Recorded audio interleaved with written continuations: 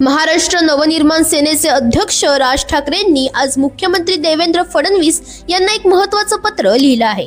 या पत्राद्वारे त्यांनी राज्यात लहान मुलांना पळवून नंतर त्यांना कामाला लावणाऱ्या, भीक मागायला लावणाऱ्या आंतरराज्य टोळ्यांविरोधात ठोस कारवाई करण्याची मागणी केली आहे। ठाकरेंच्या पत्रात म्हटलं आहे की महाराष्ट्रात 2021 ते 2024 या काळात लहान मुलं पळवण्याच्या घटनांमध्ये जवळपास 30% वाढ झाली आहे। या टोळ्या सरस लहान मुलांना पळवतात आणि या प्रकरणावर सरकारकडून काय कारवाई होत आहे हे स्पष्ट नाही। मुलं सोडवून परत आणली तरी त्यांना होणारा मानसिक आणि शारीरिक त्रास कोण लक्षात घेतो? राज ठाकरेंनी पत्रात पुढे म्हटलं की आज रस्त्यावर, स्टेशनवर, बस स्टँडवर भीक मागणारी लहान मुले पाहायला मिळतात आणि त्यांच्या बरोबर असणारी माणसं खरंच त्यांचे आई वडील आहेत का याचा तपास करण्याची गरज आहे। वेळ पडल्यास DNA टेस्ट सारखी तंत्रज्ञान आधारित तपासणी करावी अशी ही सूचना त्यांनी केली आहे। त्यांनी सरकारकडे स्पष्ट केलं की हिवाळी अधिवेशनात फक्त चर्चा करून प्रश्न संपवणे पुरेसे नाही। प्रशासनाने या टोळ्यांविरोधात ठोस पावलं उचलली पाहिजेत।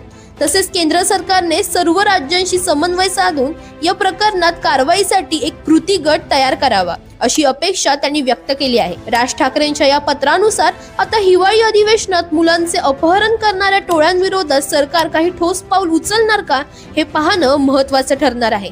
दरम्यान तुम्हालाही अशाच अपडेट्स हवे असतील तर इंडिया लीडरला फॉलो करायला विसरू नका।